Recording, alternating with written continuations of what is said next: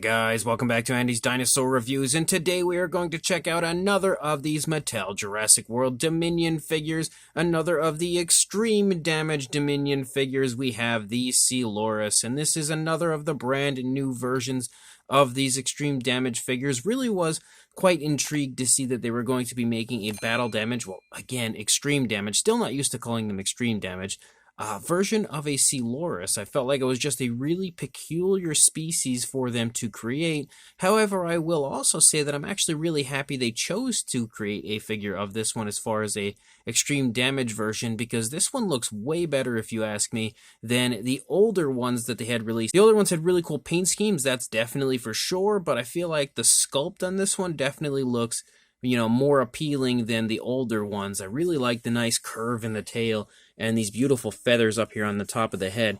But again, as far as the box art goes, it's your standard when it comes to the Dominion figures. Really do quite love the box art of the Dominion line. And then on the back of the box, we have an image of the Coelurus, kind of showing off again how you operate the extreme damage feature, as well as the Velociraptor and Dimetrodon down here, which are the other two figures in this wave of extreme damage figures. So let's go ahead and pop this out of the box right now. Before we go any further with the review, I do want to give a huge shout out and a thank you to Plush Boy Q, who was awesome enough to go search this figure out for me to help me get a hold of it a little bit earlier, rather than me spend months looking for it. So a huge thank you goes out to him for, again, hooking me up with this figure. And here is our Extreme Damage Coelurus, and absolutely a beautiful looking figure. Like, I really like this one. It is unfortunate to immediately take note of the fact that we don't have painted nails on the figure at all. Like on the Velociraptor, we at least had painted toenails. We don't have any of that on this one, which is a bit of a downside, but I will say I also do quite like the paint scheme of this one, and the fact that we kind of have like a nice mixture of colors where it sort of gives the figure like color out onto the tail is really nice, because it's not like it stays this kind of greenish color where it runs the whole way out onto the tail. It's all that's in green. Like we transition back to the red, which is, well, it's like a reddish brown, which is a really cool look for the figure. Definitely something I am a fan of. So let's go ahead and jump straight to a closer look at this right now. So starting up here at the head sculpt of our Coelurus, you can see again some really nice detail. We have some beautiful scale detail here in the face of the figure, some nice detailing with some creasing and everything there around the eye. You can also pick out how nice the scale detail looks here on the lower jaw. We have a nice dark tone of green for the majority of the face, but we also have some of this like maroonish, like reddish brown color kind of running along the top of the head and then designing down here into the face, down there into the eye socket and everything. It turns into like a glossy look here on the side of the face, which is pretty cool. I'm not normally, again, or at least I didn't used to be, a big fan of the kind of glossy look of the Mattel figures, but it's kind of growing on me. It does at least kind of highlight the face in a pretty nice way, so I do like it a little bit. And again, the sculpt is really nice. The paint job is really nice. We also have kind of like a lighter green here for the lower jaw, which is a nice touch to have quite a bit of coloration here in the face with the dark green, the light green, and that maroonish type of a color. And we also have a really nicely painted eye with a green as well as a black pupil, which is also a big time plus. Love when they add the black pupils. You can see that this eye as well painted perfectly, which is absolutely awesome that this one has such nice paintwork. And then we have an articulated jaw for the figure. You can see we open the mouth up really nice and wide. You get a look at the inside of the mouth. We've got a nice purplish tone in there. The teeth are also painted very nicely.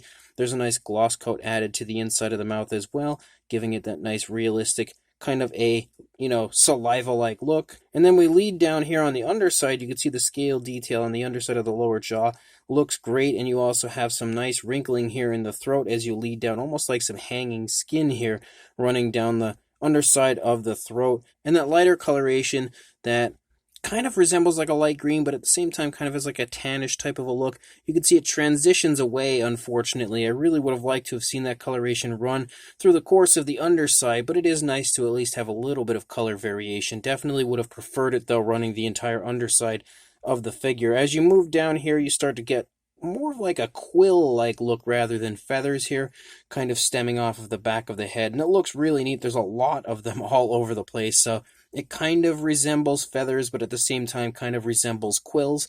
I would say it's probably more of like a quill-like look, because you don't really see any feathers on the figure anywhere else, so I'm going to go ahead and say it just has like a pretty big cluster of quills here on the back of the head. As we move down, you can see that that reddish-brown tapers off there as it runs down the back of the neck. You can also see how insanely vibrant and beautiful the scale detail is here in the side of the neck. That's one thing I recall from the older Coelurus figures, is that the scale detail was super vibrant on those ones. Definitely the same case on this one. And then as you move down into the body, you can see the very nice muscle definition of the arm. You can also see the elbow present there.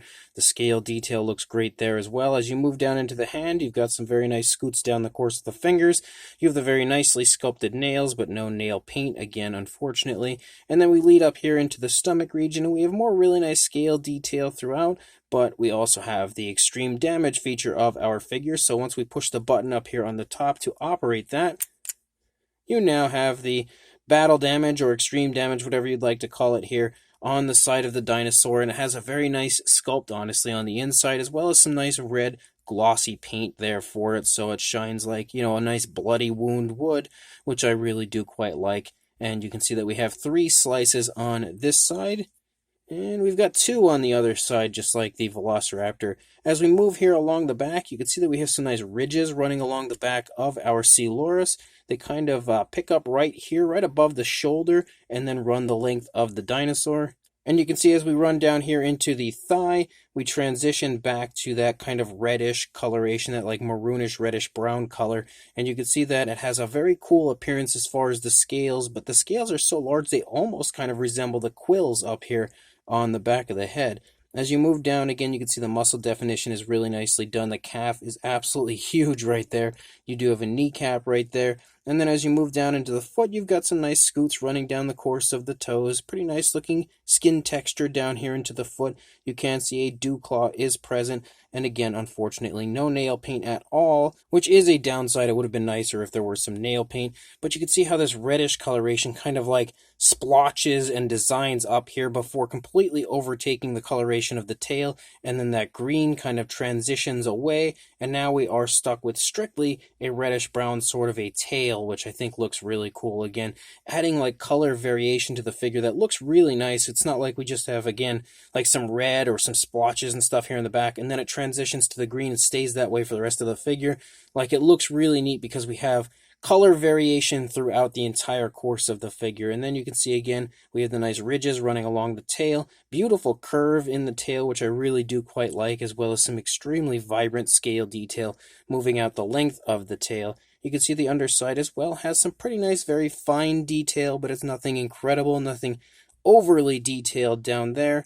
And then you can see again on the opposing side, you're going to see pretty much the same thing as far as the detailing standpoint. Being an articulated figure, it's not like you're going to see too much difference over here compared to what we saw on the first side, but you can see, as per usual, when it comes to a Mattel figure, the leg here is in a different position than what we see on the opposing side. The leg here is leading, the opposing leg is trailing, but detail-wise, everything looks pretty much the same. Very, very nice, very vibrant detail that honestly just jumps off of the figure and really stands out, I'd say. But you can also, again, see that we have 2 slices here on this side, which is pretty much the only other difference. And you can also, again, see how nice the actual paintwork and detailing of that is. You also can, again, transition that away by pushing the button. You lead out the length of the tail. It all looks really, really good. And then we do also have the scan code here, which I have to pull out. We've got the Jurassic World logo here on the back of the scan code, and then as I smack the tail into the camera and I turn it around, you can now see the scan code for yourself if you would like to add this to your collection. Definitely a really cool version of the Coelurus, and in my opinion, even though the coloration of the other ones was probably a little nicer, it's my favorite version so far because the sculpt is definitely, in my opinion, nicer than the older ones. As far as articulation goes, we do have the articulation in the jaw. We also have articulation in the neck, but the articulation in the neck isn't quite as smooth as what you usually find from Mattel. It can go up and down and all that fun stuff. It can swivel like this, but I don't know if mine's just in a, like, I don't know, it just doesn't, it doesn't seem as smooth. Like, normally you can just, like, turn the neck a little bit smoother. Like, there's a weird turn in the neck compared to some of the other figures. I don't know, maybe I'm just used to how smooth the Velociraptors are, and this one's not quite as smooth as that. Still works pretty nicely, but not quite as nice as the Raptors. You can see we do have arm articulation. Again, it can move out away from the body. You also have leg articulation, forward and back. both legs, and then a swivel tail. So pretty much your standard when it comes to articulation for a figure like this. As far as a size goes on this Coelurus, for a length you're looking at from the tail to the head about, I'd say around 8 inches or 20 centimeters. And then if I actually have it positioned up in a little bit more of a upward stance, for a height you are looking at about 3.5 inches or 9 centimeters. Again, that all depends on how you display yours. For a size comparison, there is Mr. Papo T-Rex, the Attack Pack Coelurus, and Robert Muldoon from the Mattel Jurassic World toy line in comparison to our Coelurus, and you could definitely get a pretty good idea of the fact that the figure sports a pretty decent size, definitely a good amount of length. That tail certainly looks a bit longer than the older ones, and what's weird is I actually do have both of the older releases as far as the Coelurus goes, and I can't find either of them. I have absolutely no idea where I put them. I've been looking everywhere in here to prepare for the review, to try to bring them out and compare with this one, because again, the sculpts are definitely a bit different between the older ones and this newer extreme damage version. I can't find them. I don't know what I did with them. I have absolutely no idea. If I do find them, I will put a comparison up on my Instagram account, but for now, unfortunately, they are lost in the abyss of this collection that I have around me. For another comparison, here is the Wild Pack version of the Velociraptor in comparison to the Coelurus. Again, helping to give you a pretty good idea that it sports a similar size, but definitely longer. You can see that nice outstretched tail there looks really nice in comparison to the curved tail of the raptor. We've also got ourselves a Kenner young Tyrannosaurus Rex in comparison to the Coelurus, and you can really see a pretty big size difference between those two. The Kenner young Rex is definitely a good bit larger. We've also got ourselves a Dilophosaurus, the Mattel Dilophosaurus there in comparison to the Coelurus. And then one more comparison, we'll bring in a Mononychus in comparison to the Coelurus, again showing you that, and it's got a pretty similar size in the Attack Pack, Wild Pack, or of course the previously released Battle Damage versions of the figures. It's got a similar size range to those figures. So this extreme damage version of the Coelurus is definitely a really cool figure, and I like that they're releasing many more different variants of the extreme damage style, because previously it almost seemed like it was just kind of like a special edition type of a thing, because we had the extreme damage Tyrannosaurus and then the extreme damage Indominus Rex, so it seemed like we were focusing more on the bigger dinosaurs of the series. And now with the Dominion film coming out, we have all sorts of different extreme damage figures, as we have the Dimetrodon, the Coelurus, the Velociraptor, a Velociraptor Blue, as well as an Allosaurus, a new T-Rex, which is the same Rex as before, but a different paint scheme. So we have quite a bit of different figures in the extreme damage line, and hopefully we'll continue that on into the future with other species, because I would love to see many more species get introduced to this line. And what I like most, I think, about this is all of these extreme damage versions are different figures, like totally resculpted figures from the previously released figures of these species. So that as well is really exciting, and I definitely am a big fan of this figure. I think the sculpt is really nice, very nice kind of quills on the back of the neck. All of the scale detail is extremely vibrant, like it really is, just like the original Coelurus figures. The detailing really just pops on those figures. Same deal here with this newer version, and I love the fact that it looks different compared to the older ones. The older ones almost look more like juveniles, whereas this one looks more like an adult, I think. And of course, this one being a little bit larger in size than the older ones kind of gives me that feeling as well. We also have a pretty nice paint scheme. I do like the paint application of the figure, much nicer than many Mattel figures, because we have paint that kind of runs the entire course of the figure rather than just the first half and then nothing on the second half. It kind of transitions back and forth between the green and that reddish brown, that maroon type color. So it looks really neat as far as the paint application goes.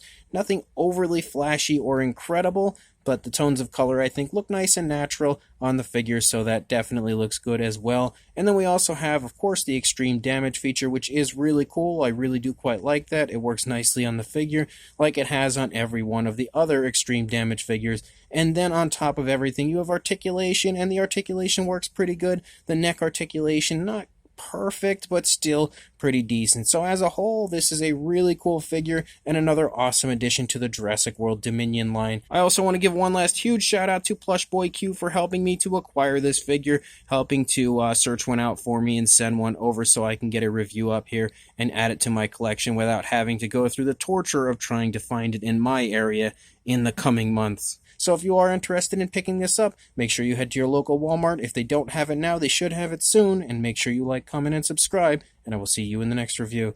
Thanks for watching.